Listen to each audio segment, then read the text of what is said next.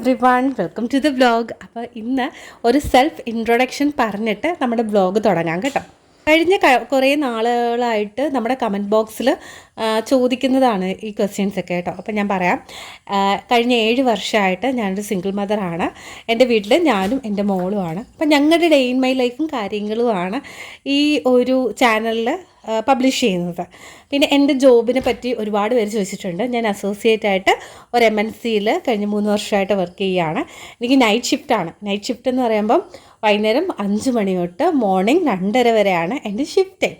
പിന്നെ ഞാനൊരു full time YouTube vlogger അല്ലാത്തതുകൊണ്ട് അങ്ങനെ കണ്ടിന്യൂസ് വീഡിയോസൊന്നും ഇടാറില്ല. പിന്നെ യൂട്യൂബ് അല്ല എൻ്റെ മെയിൻ വരുമാനം. യൂട്യൂബിൽ നിന്ന് ശരിക്കും പറഞ്ഞ് ചായ കുടിക്കുന്ന കാശ് കിട്ടിയാൽ കിട്ടി, അത്രയേ ഉള്ളൂ. മോണിറ്റൈസേഷനൊക്കെ ഉണ്ട്, അതിലൊന്നും കുഴപ്പമില്ല കേട്ടോ. ഇപ്പോഴും ഞാൻ വിചാരിക്കുന്ന നമ്മുടെ ഒരു ഡ്രീം എന്ന് വിചാരിച്ചാൽ നമ്മൾ നല്ലൊരു യൂട്യൂബർ ആവുന്നതാണ് എൻ്റെ ഒരു ഡ്രീം. പക്ഷേ എന്താണെന്നറിയത്തില്ല, ഇപ്പം നമ്മൾ നൈറ്റ് ഷിഫ്റ്റൊക്കെ ചെയ്യുന്നതുകൊണ്ട് നമ്മുടെ ആ ഒരു ബോഡി ഭയങ്കര വീക്കാണ്. അപ്പം വർക്കിംഗ് ഡേയ്സിലൊക്കെ എനിക്ക് കംപ്ലീറ്റ് റെസ്റ്റ്, അതായത് റെസ്റ്റ് ചെയ്യുക, പിന്നെ വർക്ക് ചെയ്യുക, കുക്ക് ചെയ്യുക, കുഞ്ഞിനെ നോക്കുക, ഇതൊക്കെ തന്നെയാണ് കേട്ടോ എല്ലാ അമ്മമാരെ പോലെയും എൻ്റെ ടാസ്ക്. എന്തൊക്കെയാണ് നമ്മൾ സിംഗിൾ മദർ ആയിട്ടിരിക്കാനുള്ള ചാലഞ്ചസ്? നമ്മൾ ഇപ്പോൾ എല്ലാ എക്സ്പെൻസുകളും നമ്മുടെ തലയിൽ തന്നെയായിരിക്കും. പിന്നെ മോളുടെ കാര്യമാണെങ്കിലും എല്ലാ റെസ്പോൺസിബിലിറ്റിയും നമ്മുടെ ഇതിലാണ്. എന്തൊരു കാര്യമാണെങ്കിലും നമുക്കങ്ങനെ ഡിസ്കസ് ചെയ്ത് ഫൈനൽ ഡിസിഷൻ്റെ ഒരു റെസ്പോൺസിബിലിറ്റി നമ്മുടെ തലയിൽ തന്നെയാണ് വരുന്നത്. നമുക്കങ്ങനെ ആരെയും ഷെയറിങ് ഷോൾഡേഴ്സൊന്നും നമുക്കില്ല.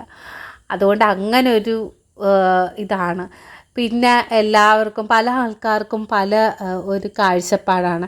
ചിലവർക്ക് തോന്നും അതത്ര സേഫ് ആൻഡ് സെക്യൂർ ഒന്നും ആയിരിക്കില്ലെന്ന്. പക്ഷെ എനിക്കങ്ങനെ ഇതുവരെയും ഫീൽ ചെയ്തിട്ടില്ല കേട്ടോ.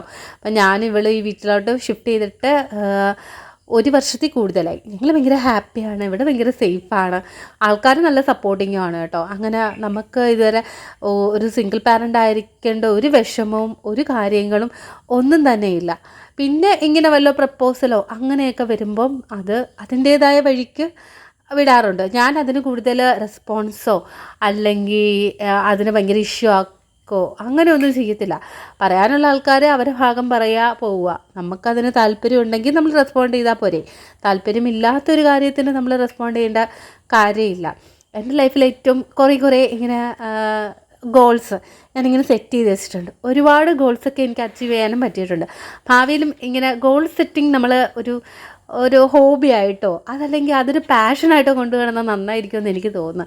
നമുക്ക് ലൈഫിനോട് കുറച്ചും കൂടെ ഒരു സ്നേഹവും കുറച്ചും കൂടെ ഒരു എനർജിയൊക്കെ ഫീൽ ചെയ്യുന്നത് ഈ ഗോൾ സെറ്റിങ്ങിലാട്ടോ.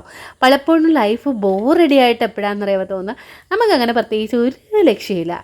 എണീക്കുക, കഴിക്കുക, TV കാണുക, ഇങ്ങനെ അങ്ങ് പോവുക. അതിന് പകരം നമ്മളിപ്പോൾ ഒരു കോഴ്സ് ജോയിൻ ചെയ്യണോ, അല്ലെങ്കിൽ നമുക്കൊരു ബിസിനസ് സ്വന്തമായിട്ട് തുടങ്ങണം, അല്ലെങ്കിൽ എന്തെങ്കിലും ഒരു കാര്യത്തിൽ നിങ്ങളൊരു ഗോൾ സെറ്റിംഗ് ആയിട്ട് ഒന്ന് ചിന്തിച്ച് അതിന് വേണ്ടി ഒന്ന് പ്രയത്നിച്ച് നോക്കേ. ഇപ്പം നമ്മുടെ സ്കൂൾ ഉറപ്പൊക്കെ അല്ലേ, അന്നേരം കഴിഞ്ഞ പ്രാവശ്യം നിങ്ങൾക്കൊരു 40% 50% മാർക്ക് മാത്രമേ ഉള്ളെങ്കിൽ ഈ പ്രാവശ്യം നമ്മൾ സ്റ്റാർട്ടിങ് സ്റ്റേജാണ് ഇപ്പം തൊട്ട് നല്ല ഡിസിപ്ലിനായിട്ട് ഒരു ടൈം ടേബിളൊക്കെ ഉണ്ടാക്കി നിങ്ങൾക്ക് അറിഞ്ഞുകൂടാത്ത അല്ലെങ്കിൽ ഭയങ്കര ടഫായിട്ടുള്ള ഒരു സബ്ജക്റ്റിന് ട്യൂഷന് പോവുമോ അല്ലെങ്കിൽ അതിന് പ്രത്യേകിച്ച് കോച്ചിങ്ങോ, പിന്നെ ഇപ്പം യൂട്യൂബിലൊക്കെ ഇഷ്ടംപോലെ പഠിക്കുന്ന വീഡിയോസില്ലേ, പഠിപ്പിക്കുന്നതും ടെസ്റ്റിൻ്റെയൊക്കെ ആ വീഡിയോസൊക്കെ കണ്ടിട്ട് നിങ്ങൾ അവിടെ നിങ്ങളുടെ ഒരു ഗോൾ സെറ്റിങ്ങിനകത്ത് എഴുതി വെക്കണം. അടുത്ത പ്രാവശ്യം എനിക്കൊരു 75% അല്ലെങ്കിൽ 70% മാർക്ക് ഞാൻ മേടിച്ചിരിക്കുന്നു. എന്നിട്ട് അതിന് വേണ്ടി ഒന്ന് ട്രൈ ചെയ്ത് നോക്കണം കേട്ടോ. അതിലൊക്കെ ഭയങ്കര ഒരു ത്രില്ലാണ്. അപ്പം നമുക്ക് കിട്ടിയില്ലെങ്കിലും കാര്യമില്ല, പക്ഷെ നമ്മൾ ട്രൈ ചെയ്യണം. ട്രൈ ചെയ്യുമ്പോഴാണ് നമ്മുടെ ഉള്ളിൽ എന്തോ ഒരു കഴിവുകളുണ്ട്, നമ്മുടെ ഉള്ളിൽ ഇത്രയ്ക്ക് നമ്മളൊരു സ്മാർട്ടായിട്ടുള്ള ആളുണ്ടെന്ന് തിരിച്ചറിയുന്നത്. ഇനി ബാക്ക് ടു വീഡിയോ കേട്ടോ. അപ്പോൾ ഇന്ന് ഒരു അവധി ദിവസമാണ്. രാവിലെ തന്നെ ഞാൻ മല്ലിയെല്ലാം കഴുകി വൃത്തിയാക്കി വെയിലത്ത് വെക്കുന്നു. സാത്തിക്കുട്ടി എണീച്ചു മുടിയൊക്കെ കെട്ടിക്കൊടുത്തു. ഇനി അവൾ പല്ലിയേപ്പ് കുളി ഇതൊക്കെ അവളുടെ ഒരു ഇതാണ്. ഞാൻ ആഴ്ച ഒരു ദിവസം അവളെ ഷാമ്പു ചെയ്ത് കുളിപ്പിക്കും. പിന്നെ കയ്യിലെ നഖമൊക്കെ വെട്ടിക്കൊടുക്കും. അതുപോലെ നമ്മൾ ചെവിയിലൊക്കെ അല്ലേ, പിള്ളേരുടെ ചെവിയൊക്കെ ഒന്ന് ക്ലീൻ ചെയ്ത് കൊടുക്കുക. അങ്ങനത്തെ പരിപാടി മാത്രമേ ഞാൻ ചെയ്യുന്നുള്ളൂ. ബാക്കി ബുക്സ് അടുക്കി വെക്കുക, അവളുടെ തുണികൾ മടക്കി വെക്കുക, അവളുടെ റൂം ക്ലീൻ ചെയ്തിടുക, ഇതൊക്കെയെന്ന് വിചാരിച്ചാൽ അവൾ തന്നെയാണ് കേട്ടോ ചെയ്യുന്നത്. ഇന്നൊരു അവധി ദിവസമായതുകൊണ്ട് തന്നെ എനിക്ക് അത്യാവശ്യം നല്ല പണിയുണ്ട് കേട്ടോ. ഞാൻ മിക്കവാറും സാറ്റർഡേയ്സും സൺഡേ ആണ് എല്ലാം തൂത്ത് തുടപ്പ് ചിലന്തി വല അടിക്കൽ എല്ലാ ആഴ്ചയും ഉണ്ട് കേട്ടോ. പിന്നെ ഈ അലമാരിയുടെ മണ്ട വൃത്തിയാക്കുന്നത് അങ്ങനത്തെ പരിപാടികളൊക്കെ ഉണ്ട്. അപ്പോൾ അതൊക്കെ ഈ സാറ്റർഡേ സൺഡേ ആണ് ഇരിക്കുന്നത്. എന്നിട്ട് നമുക്ക് ഇനി ചോറിനുള്ള അരി എടുക്കാം. ഇവിടെ റേഷൻ അരിയാണ് കേട്ടോ ഞാൻ ഈ പ്രാവശ്യം മേടിച്ചത്. അത് നമ്മുടെ ബ്രൗൺ റൈസില്ലേ അതാണ് മേടിച്ചത്. പക്ഷേ കൊള്ളാം. ഇവിടെ സാധിക്കും അത് ഭയങ്കര താല്പര്യമുള്ളൊരിതാണ്. എനിക്ക് കുറച്ചുകൂടെ വെള്ള അരിയാണ് ഇഷ്ടം. പക്ഷേ വെള്ള അരി ഒട്ടും ഹെൽത്തി അല്ലെന്ന് പറയുന്നു.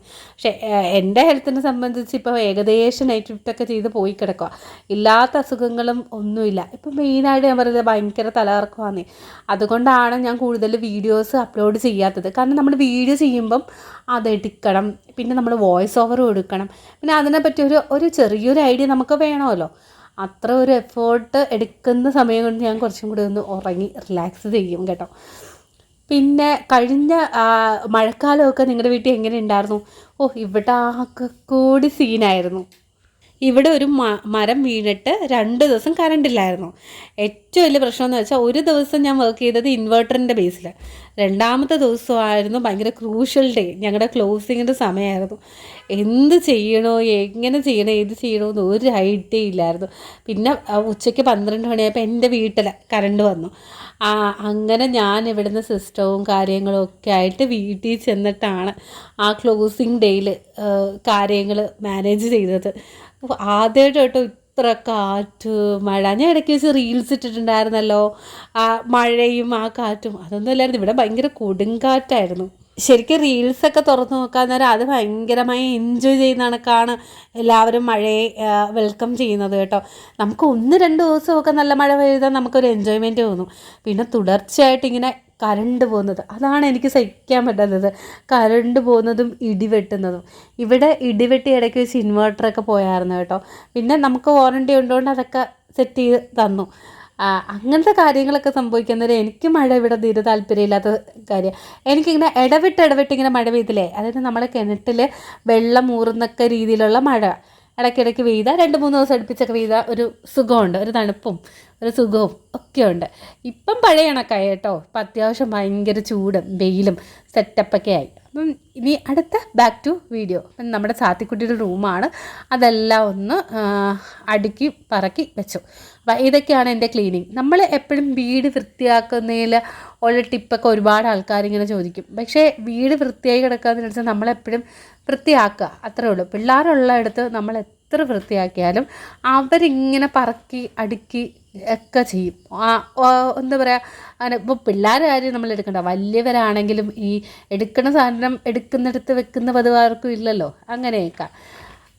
അപ്പോൾ ഇന്ന് രാവിലത്തെ ബ്രേക്ക്ഫാസ്റ്റ് എന്ന് വിചാരിച്ചാൽ ഇഡലിയും സാമ്പാറും ആയിരുന്നു തോന്നുന്നു. സാമ്പാർ ഞാൻ തലേ ദിവസം വെച്ചിട്ടുണ്ടായിരുന്നു.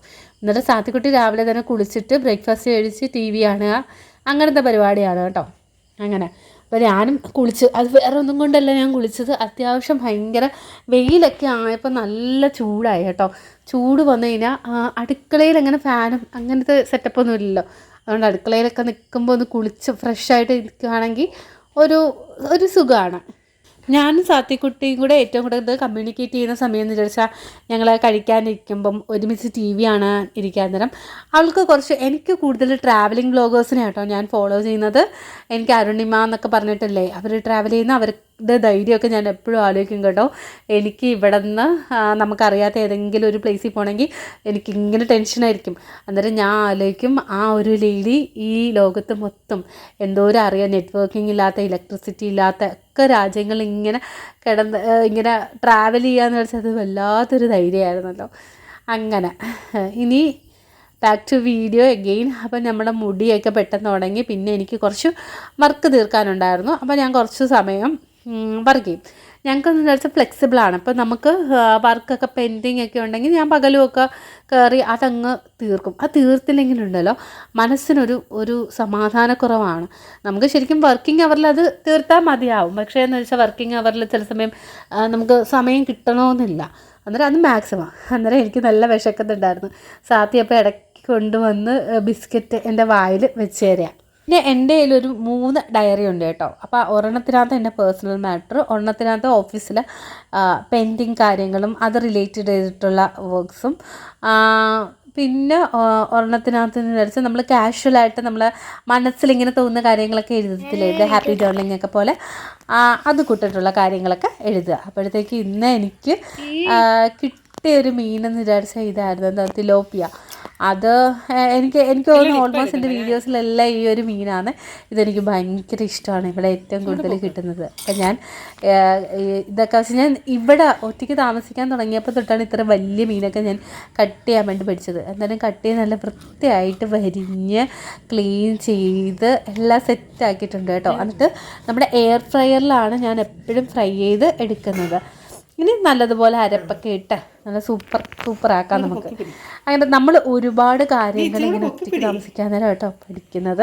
എനിക്കാണെങ്കിൽ എല്ലാം മിനിമലായിട്ട് ചെയ്യാനാണ് ആഗ്രഹം. ഇനിയിപ്പം കുക്കിങ്ങിൻ്റെ കാര്യത്തിലാണെങ്കിലും സാധനങ്ങൾ മേടിച്ചു കിട്ടുന്ന കാര്യത്തിലാണെങ്കിലും ഒക്കെ ഒരിടയിൽ എനിക്കിങ്ങനെ ഭയങ്കര ഇഷ്ടം തോന്നിയ കണ്ട എല്ലാ സാധനങ്ങളും മേടിക്കുന്നൊരു ടെൻഡൻസി ഉണ്ടായിരുന്നു. ഇപ്പം ഞാൻ പക്ഷേ അങ്ങനെയല്ല കേട്ടോ. എൻ്റെ മനസ്സിൽ കുറച്ച് കാര്യങ്ങൾ കാണും, അത് മാത്രം മേടിച്ച് അതിന് മാത്രം കൂടുതൽ പ്രയോറിറ്റി കൊടുക്കുന്നത്. ഇനി എൻ്റെ ഭാവിയിലുള്ള കാര്യങ്ങൾ ഞാൻ പറയാം. എനിക്ക് എക്സസൈസ് തുടങ്ങണമെന്ന് ആഗ്രഹമുണ്ട്. കുറച്ചും കൂടെ വല്ല യോഗയോ അങ്ങനെ എന്തെങ്കിലും ഒരു 1/2 മണിക്കൂർ ഡെയിലി സ്പെൻഡ് ചെയ്യണമെന്ന് ഒരുപാട് ആഗ്രഹിക്കുന്ന ഒരാൾ. അതുപോലെ ഡെയിലി ജേർണൽ റൈറ്റിങ്ങിനും എനിക്ക് ഭയങ്കര താല്പര്യമുള്ള കാര്യമാണ്. പക്ഷെ എന്ത് ചെയ്യാനാണെന്ന് പറയാം, ആ ഷിഫ്റ്റൊക്കെ കഴിയുമ്പോൾ ഉണ്ടല്ലോ ഫുള്ള് നമ്മൾ ടയേർഡായി സെറ്റാവും. എന്നിട്ട് നമ്മുടെ എയർ ഫ്രയറിൽ വെച്ച് മീനൊക്കെ സെറ്റാക്കി എടുത്തിട്ടുണ്ട് കേട്ടോ. ഇതാകുമ്പോൾ കുറച്ചും കൂടെ ഹെൽത്തി ആയതുകൊണ്ട് ഞാനിത് പ്രിഫർ ചെയ്യുന്നു. ഇതിപ്പോൾ ഞാൻ ഫിലിപ്സിൻ്റെ ആണ് എയർ ഫ്രയർ മേടിച്ചിരിക്കുന്നത്. എനിക്ക് തോന്നുന്നു ഓൾമോസ്റ്റ് ഇപ്പോൾ എല്ലാവരും അങ്ങനെ മേടിക്കാറുണ്ടല്ലോ. പിന്നെ ഈ പ്രാവശ്യം ഞാൻ കുറച്ച് അടുത്തിരിക്കുന്ന ആപ്പിളൊക്കെ മേടിച്ചിട്ടുണ്ട്. കുറച്ച് ഫ്രൂട്ട്സും അങ്ങനെയൊക്കെ കഴിച്ച് ഒന്ന് സെറ്റാക്കാമെന്ന്. ഇന്ന് ചൂട് കൂടുതലുള്ളതുകൊണ്ട് ഞാൻ സിറ്റ് ഔട്ടിൽ കുറച്ച് വെള്ളം ഒഴിച്ചിട്ടേക്കുവാണ് കേട്ടോ. അന്നേരം പിന്നെ സാത്തിക്കുട്ടി ഇങ്ങോട്ട് വന്ന് അവിടെ ഒരുമാതിരി സ്കേറ്റിംഗ് കണക്ക് അവിടെ കിടന്ന് കളിക്കുകയാണ്. ഇനി വീണ്ടും നമ്മുടെ അടുക്കളയിൽ വന്ന് ഉച്ചത്തെ ഭക്ഷണവും കാര്യങ്ങളും ഒക്കെ റെഡിയാക്കി. പിന്നെ എനിക്ക് തുണി കുറച്ച് കഴുകാനുണ്ട്, അതൊക്കെ മെഷീനിലിട്ട് കഴുകി അതെല്ലാം വിരിച്ചിട്ടിട്ടാണ് ഉള്ള വരവാണ് കേട്ടോ. എല്ലാപ്പോഴും ഞാൻ വിചാരിക്കാറുണ്ട് കേട്ടോ, നമുക്ക് വീഡിയോസിലെ ആൾക്കാരുടെ ലൈഫൊക്കെ കാണുമ്പം എന്ത് സ്മൂത്തായിട്ട് എന്ത് സ്മാർട്ടായിട്ട് ചെയ്യാമെന്ന്. പക്ഷെ എല്ലാ ദിവസമൊന്നും നമുക്കിങ്ങനെ അത്രയും പ്രൊഡക്റ്റീവായിട്ടൊന്നും പറ്റില്ല. എനിക്കങ്ങനെ പറ്റാറില്ല കേട്ടോ. ഞാൻ ചില ദിവസത്തിൽ ഫ്യൂസ് പോയ ബൾബിനെ കണക്കെ ഇങ്ങനെ ഇരിക്കും. ക്ഷീണമെന്ന് വിചാരിച്ചാൽ ഇപ്പം ഭയങ്കര ഓരോ ഇതിൽ ഇപ്പം എല്ലാവരും പറഞ്ഞു വൈറ്റമിൻ ഡിയുടെ ഒരു ടെസ്റ്റ് നടത്തുക, ചിലപ്പോൾ അതിൻ്റെ ഒരു ഡെഫിഷ്യൻസി കൊണ്ടും ഇങ്ങനെ ഭയങ്കരമായിട്ടുള്ള ക്ഷീണങ്ങളൊക്കെ വരുമെന്ന്. രാവിലെ ഞാൻ ഓട്സ്, പിന്നെ ഗ്രീൻ ടീ, പിന്നെ ഇതേ കണക്ക് കുറച്ച് ഫ്രൂട്ട്സ്, വെജിറ്റബിൾസ് അതൊക്കെ ഇങ്ങനെ ഉൾപ്പെടുത്താറുണ്ട് കോൺഷ്യസ്ലി. പക്ഷെ എന്താണെന്ന് അറിഞ്ഞുകൂടാ, ഇപ്പം 3 വർഷമായില്ലേ ഈ ഒരു ജോലിയൊക്കെ ഇട്ടിട്ട്. അതിൻ്റെ ആയപ്പം ഹെൽത്ത് വൈസായിട്ട് ഇപ്പം അങ്ങനെ എനിക്ക് ഓക്കെ ആണെന്ന് തോന്നാറില്ല. പിന്നെ നമ്മൾ ചെറിയ ഹെൽത്തി കെയർ എന്ന് വെച്ചാൽ എനിക്ക് ഭയങ്കര ഇഷ്ടമാണ് വറുത്ത മീനൊക്കെ കഴിക്കാൻ വേണ്ടി. പക്ഷേ ഒരു കാര്യം ഞാൻ പറയാം, നമ്മൾ എണ്ണയിൽ വറുത്തെടുക്കുന്ന മീൻ വറുത്തതിൻ്റെ ആ ടേസ്റ്റ് എയർ ഫ്രയറിൽ കിട്ടില്ല. അന്നും പറഞ്ഞ് ഈ എയർ ഫ്രയറിൽ ഇങ്ങനെ ചെയ്യുന്ന മീൻ കൊള്ളത്തില്ലെന്നൊന്നുമില്ല, നല്ല ടേസ്റ്റ് തന്നെയാണ്. ഈ പ്രാവശ്യം മീൻ വറുക്കാൻ വേണ്ടി അരപ്പ് തേച്ചപ്പം ഞാൻ കുറച്ച് നമ്മുടെ ഇഞ്ചി വെളുത്തുള്ളിയുടെ പേസ്റ്റും കൂടെ മിക്സ് ചെയ്തു. അതും കൂടെ മിക്സ് ചെയ്തപ്പോൾ ഒരു പ്രത്യേക ടേസ്റ്റ് ഉണ്ട് കേട്ടോ. എന്നിട്ട് നല്ല എരിവോട് കൂടി ആ മീൻ വറുത്തത് കഴിക്കാൻ വേണ്ടി നല്ല ടേസ്റ്റാണ്. അന്നേരം നമ്മുടെ സാത്തിക്കുട്ടി ഇവിടെ കഥകളൊക്കെ തുടങ്ങാം. നമ്മുടെ പാരൻറ്റിങ് ടിപ്പ്, അതായത് ഒരു മെയിൻ ടിപ്പ് എന്ന് വിചാരിച്ചാൽ കുഞ്ഞുങ്ങളായിട്ടൊരു ഓപ്പൺ കമ്മ്യൂണിക്കേഷൻ. നമ്മളെപ്പോഴും ഒരു ഫ്രണ്ട്ലി കമ്മ്യൂണിക്കേഷൻ അവരുമായിട്ട് മെയിൻറ്റെയിൻ ചെയ്യുന്നതെന്ന് വിചാരിച്ചാൽ ഭയങ്കര ഇമ്പോർട്ടൻസ് ആണ് കേട്ടോ. അതിൻ്റെ ഇമ്പോർട്ടൻസ് എത്രത്തോളം പറഞ്ഞാലും അത് മനസ്സിലാവത്തില്ല. നമ്മളത് ഷെയർ ചെയ്യാനുള്ള ഒരു പ്ലാറ്റ്ഫോം അവർക്ക് ഒരുക്കി കൊടുത്തില്ലെങ്കിൽ അവരിത് ചെയ്യുന്നത് ചിലപ്പം അപകട ആയിട്ടുള്ള ആൾക്കാരുടെ അടുത്തായിരിക്കും. നമ്മൾ പല കാര്യങ്ങളും കേട്ടിട്ടില്ലേ. അതുകൊണ്ട് നമ്മൾ കുഞ്ഞുങ്ങളുള്ള അമ്മമാരെപ്പോഴും അവർക്ക് പറയാനുള്ള കാര്യങ്ങളൊക്കെ ശ്രദ്ധിച്ച് കേൾക്കുക. എല്ലാം ഇങ്ങനെ മൂളി കേൾക്കുക. അപ്പോൾ അവർക്കൊരു തോന്നലുണ്ടാകും അവർക്ക് പറയാനുള്ള കാര്യങ്ങൾ കേൾക്കാനും അവരെ കൂടെ നിൽക്കാനും ഒക്കെ ആൾക്കാരുണ്ടെന്ന്. ഓക്കെ, അപ്പോൾ ഈ വ്ലോഗ് ഇതോടുകൂടി അവസാനിക്കുകയാണ്. Bye bye.